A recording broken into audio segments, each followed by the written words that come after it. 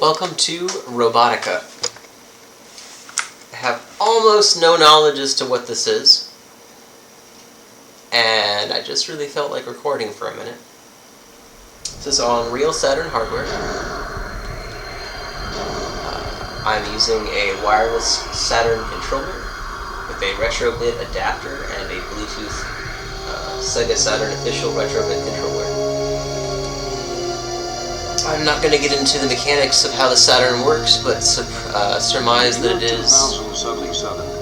The regional nation-state that had until then helped maintain world order on Earth collapsed, and in its wake, a planetary government emerged to rule over mankind. To resolve the disputes, riots, and struggles that periodically erupted around the globe, WSSS was born, separate from regular government organizations. A core system for planetary control was established, not on Earth, but in space. It was referred to as the WSSS Central Control Fortress, Daedalus. After Daedalus was established, mankind lived in peace for 800 years. The global state system had been designed to unify mankind, but eventually, all those who could explain the original reason for its existence had disappeared. People's views of it now began to change. Some started to worship Daedalus. Others began to protest the notion of living under the restrictions of what they saw as an increasingly archaic system. Clashes began to occur with increasing frequency between these two groups, with Daedalus repeatedly trying to suppress them. On the surface, these were the minor conflicts. Underground terrorists from the reformist faction were arming and steadily growing in strength. Their first operation will be an attempt to destroy Daedalus himself.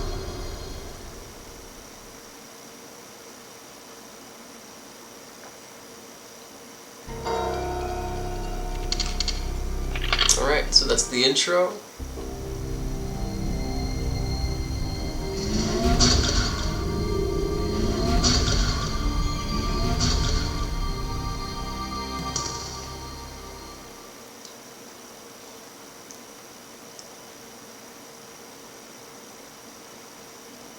This is not hooked up to a server of any kind, and that is apparently just part of the game.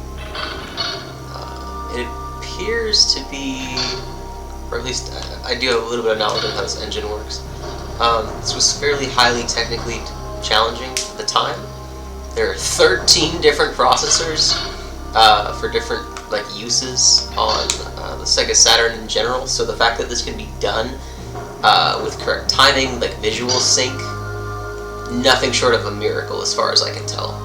From a programming perspective, it's I guess, programming 4 is probably similar to the way that people looked at the PS3 back in the day, although granted that was also 15 years ago, so this is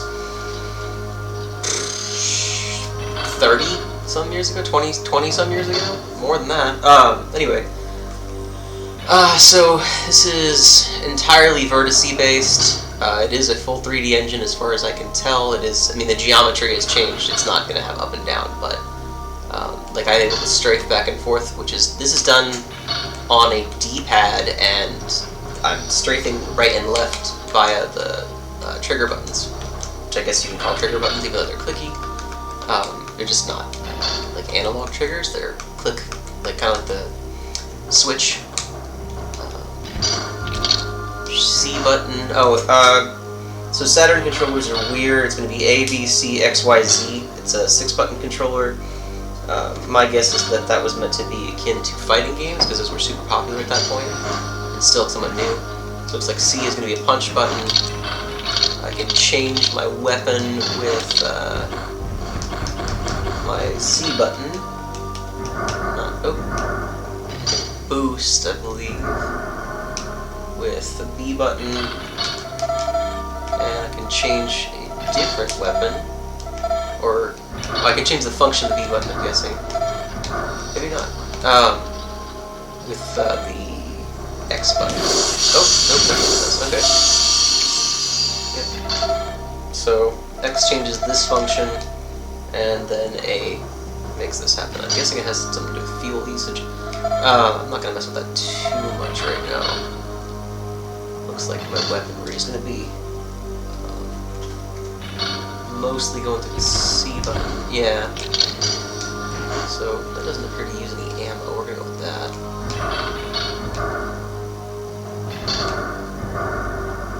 So my boosted speed is going to come from B button. These controls are definitely... Oh, you know what? The Y button appears to be a use button, so I wonder if I can open that other door over there.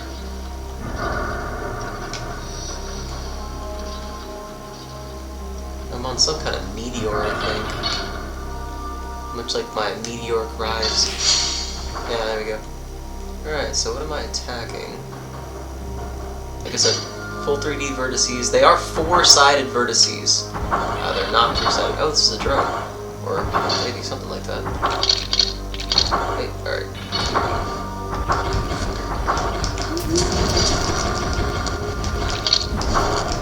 Gas gallows or enemies, okay. Shield's down to 72%. I'm not going to do well on this. That's okay.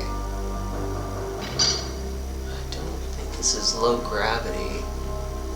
These controls are, I mean, not to complain about it, they just don't work very well in the 21st century. They were clearly not designed for that. I'm absolutely sure that a 3D controller for a Saturn would be better, but I do not have the option of that. One, because I don't think they make a wireless one whatsoever, and I don't foresee myself getting a wired one, and then two, have you priced out Saturn stuff right now? That's not likely to happen. Granted, if there was a mod to do so, I would be super into the idea of modding this controller. Okay, those are definitely traps on the floor. This controller to be a 3D controller. If there's someone that has taken this board, I would be super into that mod to do it myself. I can do all the soldering, I can do all the work behind that, but I don't have the electrical engineering knowledge.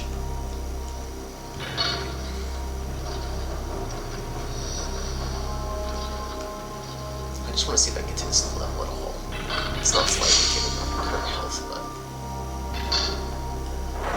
Okay, missile supplement. What is shooting at me now?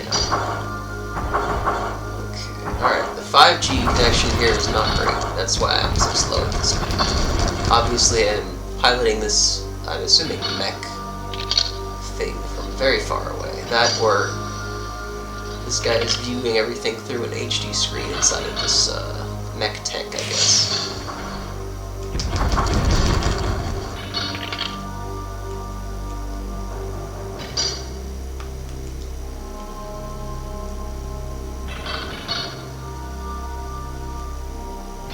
Appears that there's kanji written on the outside, assuming that I am inside the actual mech they showed in the video. It does appear to be. There's some kind of kanji on the outside of it, so there may be an entire sentence that's said there that I don't know about. I'm literally in a maze. I have not been looking at that map at all this entire time. That was not my strong suit there. Or my smartest decision, I should say. Oh, there you are. Hello. Death. No, death be upon me. Oh, this is where I die. Alright. Some health packs would be appreciated at this point. Seems unlikely. Yeah, Saturn is definitely like right at the tail end of the tough as nails gameplay. You guys are welcome to make all the comments you want about Souls-like games. This doesn't have any saves that I'm aware of, so that argument, yeah, okay. Whatever you say, guys. Arcade games were harder because they would literally just milk you for coins. That is not the way that the current business model works, and I'm kind of happy about that. As when I was a kid, I managed to spend significantly more at the arcade than I'm guessing most people have spent on full games. Granted, I chose to do so, so not a negative, but the business strategies now we see for like DLC and the whole NFT thing, still better. Still better than play per life, because I die a lot. I guess technically I could use save states on this if I really wanted to push it, but I'm not going to solder the RAM directly to anything. nor do I, once again, have the electrical engineering knowledge to know how to do that. I am going to die. Let me see if I can get through the rest of this map real quick. I think I'm just supposed to kill everything. No, it's not. I don't even know what my objective is. I probably should know the answer to that at least. Man, I'm not a good soldier.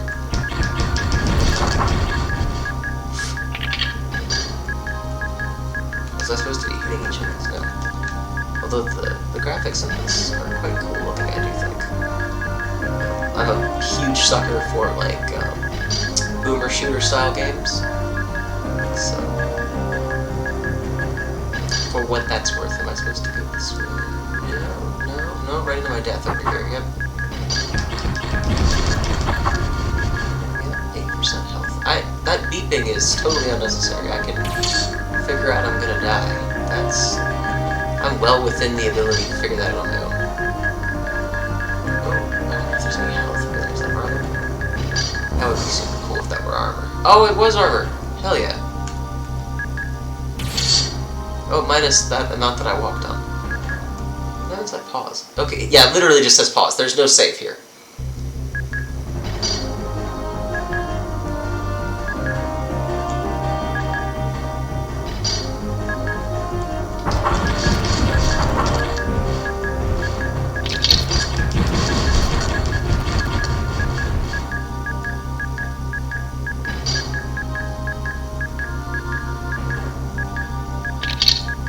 Oh, I didn't go that way last time. Okay, cool. So now I know at least if I want to complete this area, I'll probably have to kill whatever's behind this door. Probably won't, because I'll probably die. I guess I can strafe into the room to make a lot more sense. Tactically, that's probably the better decision.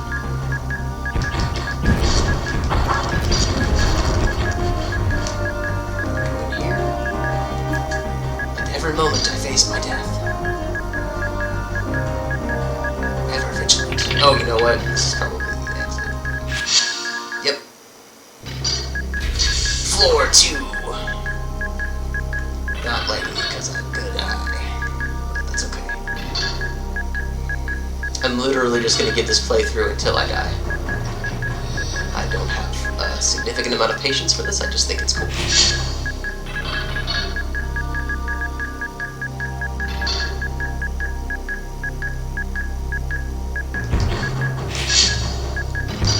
No. Rude. No. Okay, straight to the left and not die. Yeah. Circle straight. That is the key element to not dying in most games, it seems like these days. Come on. I'm gonna do my circle strafe thing until I see what's shot at me. Guess I have to go forward because then I can't. I do really enjoy the way this guy walks. In a lot of tank control games, well, I guess this isn't technically tank control. In a lot of tank pilot style games, I guess mech style games and whatnot, they kind of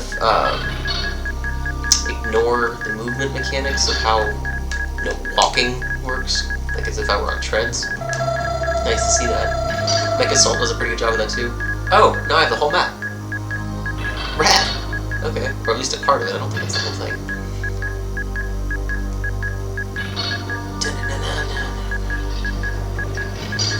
This music reminds me a lot of Warcraft 2. That orchestral sound was super popular in that time frame. And actually that game came out on the Saturn too, which is kind of ironic. That game was almost made for it at that point, because it was... they were expecting 3D backgrounds with 2D front, like foreground-based rendering systems to be really popular. When the N64 came out, they were not prepared for that. That's kind of the gist of what Sega thought 3D was going to be like in hardware. And then the PS1 just kind of clobbered them from a power standpoint.